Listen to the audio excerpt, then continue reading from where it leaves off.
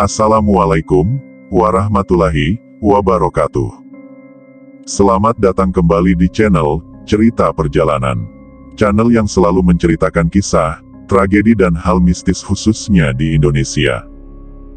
Kematian merupakan suatu proses yang pasti dialami oleh setiap manusia. Meskipun kematiannya individual, namun proses kepengurusan jenazahnya tidak lepas dari masyarakat yang ada di sekitarnya. Jika seseorang meninggal dunia, dia sudah lepas dari tanggung jawab duniawi, dan jika tubuhnya dibiarkan semakin lama, akan membusuk hingga menimbulkan bau yang tidak sedap. Maka dari itu, orang-orang yang masih hidup di sekitarnya memiliki kewajiban untuk mengurusnya. Setiap masyarakat yang hidup di daerah tertentu pasti memiliki cara khusus terkait kepengurusan jenazah ini. Bisa jadi, cara tersebut sama atau berbeda antara daerah yang satu dengan lainnya. Dan kali ini, saya akan menceritakan kisah mistis yang dialami oleh Niken yang bekerja di salah satu perusahaan peti mati. Lantas, seperti apakah kisahnya? Simak video ini, dan selamat datang di channel Cerita Perjalanan.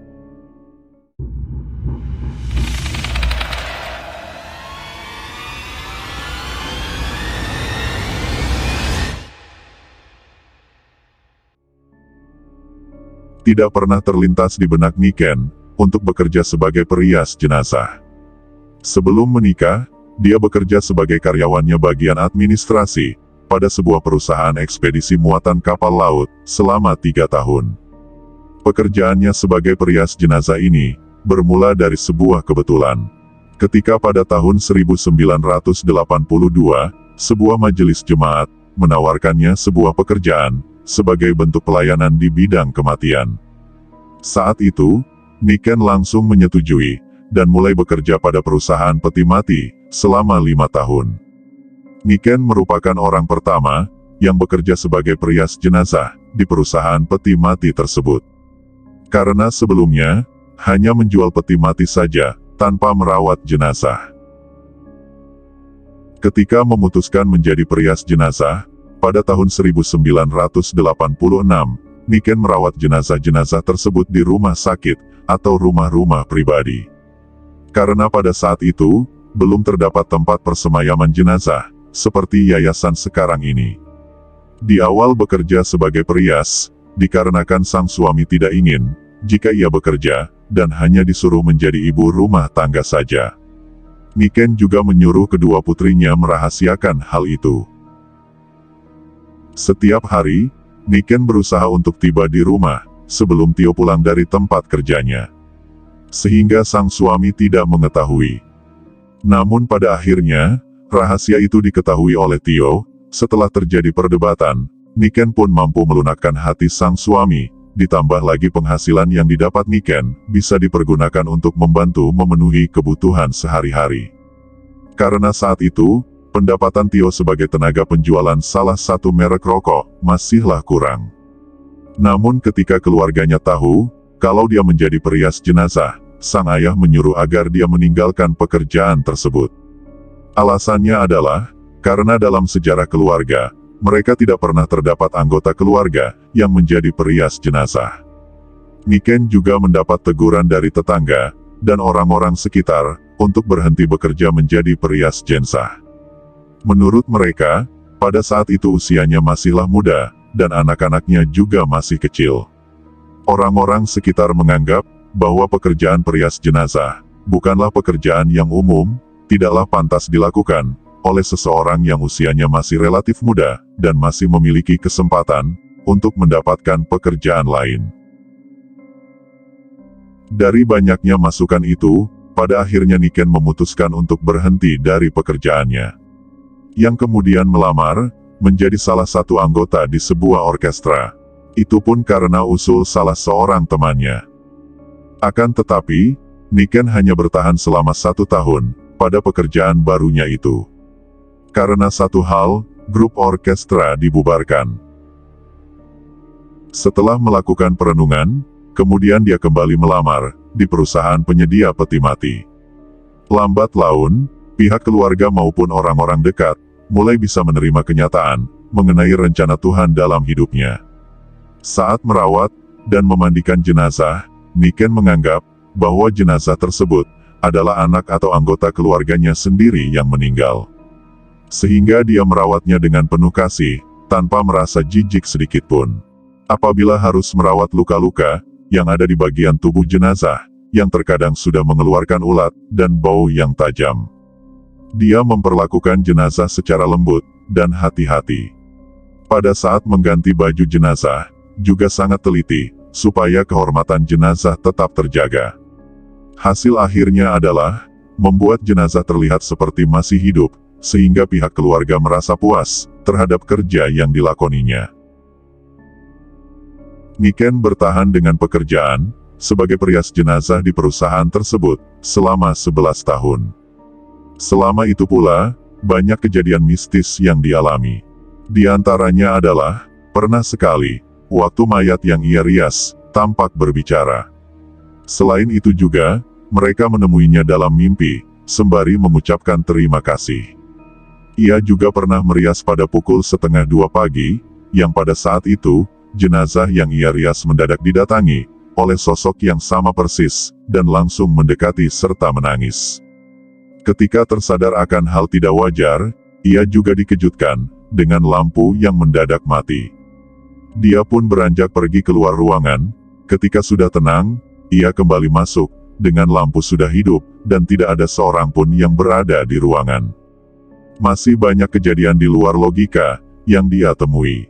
Namun yang selalu diingat adalah sebuah kejadian yang membuatnya berpindah pada perusahaan penyedia peti mati lain.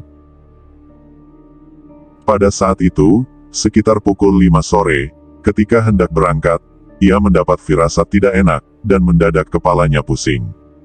Dia tahu persis, jika kondisi semacam itu, akan terjadi sebuah peristiwa aneh. Namun demi tugas, dia tetap berangkat melakukan pekerjaannya. Dia menyalakan beberapa lampu, kemudian mengunci pintu rumah, yang kebetulan di hari itu, suami dan 2 putrinya, sedang berkunjung di rumah salah satu kerabat. Ketika dalam perjalanan, dia mampir di sebuah toko, untuk membeli salah satu alat rias, yang kebetulan habis. Namun begitu turun dari mobil, dia ditemui seorang wanita muda, yang menyodorkan beberapa alat rias, termasuk pula yang hendak ia beli. Wanita dengan muka pucat itu tersenyum tipis, tanpa bicara apapun. Spontan, Niken meraih alat rias tersebut, dan mengamatinya dengan seksama. Anehnya, semua merek alat rias, sesuai dengan apa yang dipakai selama ini. Pada saat ia menanyakan harga, wanita itu hanya menggeleng, lalu berpaling melangkah meninggalkannya. Merasa penasaran, ia meletakkan barang pemberian ke dalam mobil, lalu mengejar wanita itu, sambil berteriak memanggil. Sang wanita tidak bergeming sedikit pun, dia terus melangkah, tanpa menoleh hingga berbelok ke sebuah gang. Dan ketika sampai titik tersebut, Niken tidak menemukan sosoknya, yang terlihat hanya beberapa orang, yang ngobrol di pinggiran jalan. Ia menarik nafas dalam, lalu beranjak kembali, untuk melanjutkan perjalanan. Begitu sampai di rumah duka, dia melihat peti besar berisi mayat wanita, yang telah berkulit pucat. Jenazah di hadapannya adalah wanita yang dia temui tadi, sosok yang telah memberinya alat rias.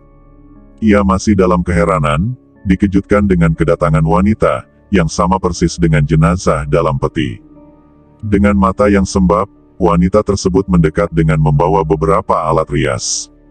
Belum sempat Niken bertanya, wanita itu menyuruh agar segera merias saudara kembarnya, dengan sebaik mungkin. Dia yang sudah menunggu adiknya dari siang tadi, ingin ikut terlibat dalam periasan, karena ada salah satu alat, yang tidak pernah ditinggalkan sang adik selama hidup. Dia takut, jika Niken tidak memiliki alat rias tersebut. Niken mulai melaksanakan tugasnya, wanita itu merasa heran, saat Niken mengeluarkan peralatan riasnya. Ternyata perlengkapan yang biasa dipergunakan adik, ada semua di perlengkapan Niken.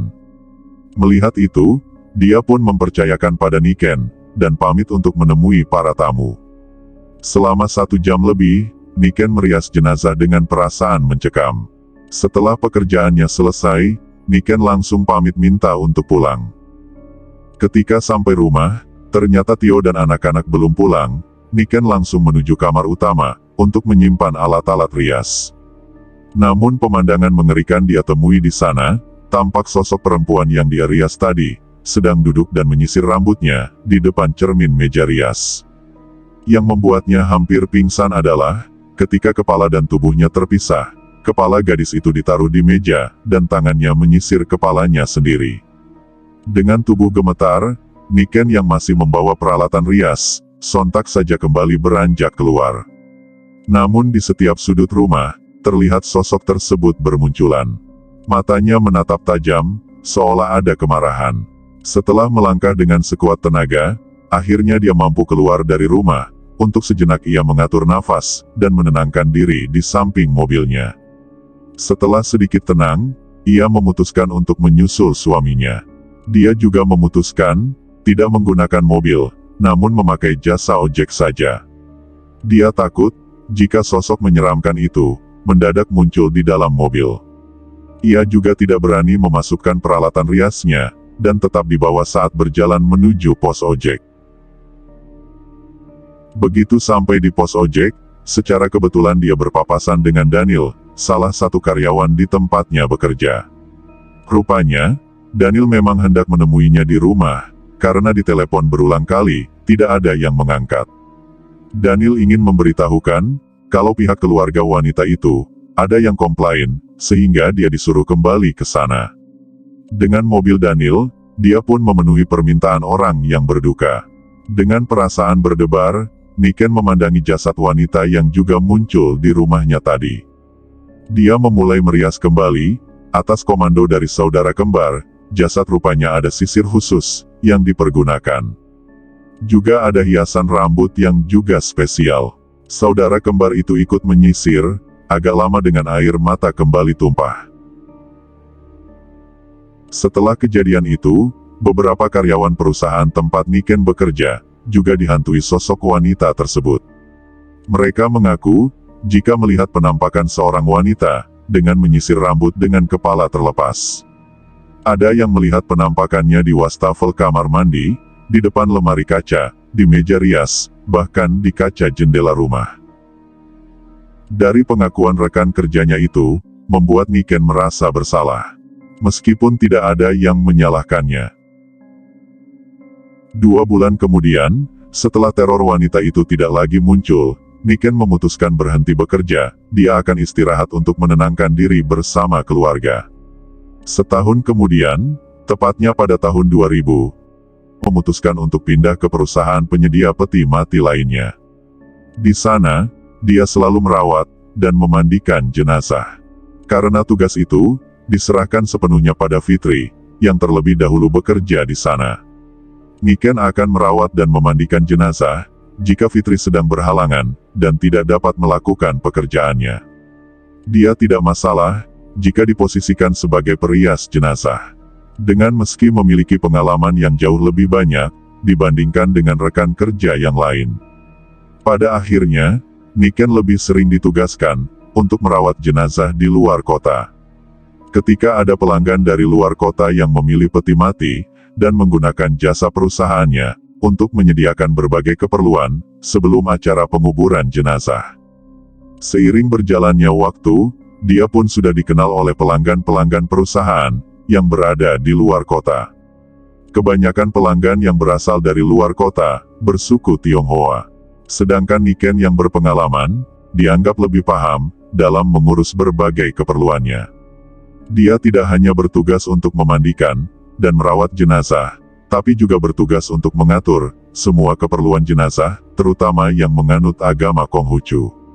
Bagi jenazah yang menganut agama Konghucu, mereka harus melakukan sembahyang, dan meletakkan beberapa sesaji, berupa kue, buah, yang diperuntukkan bagi sang jenazah.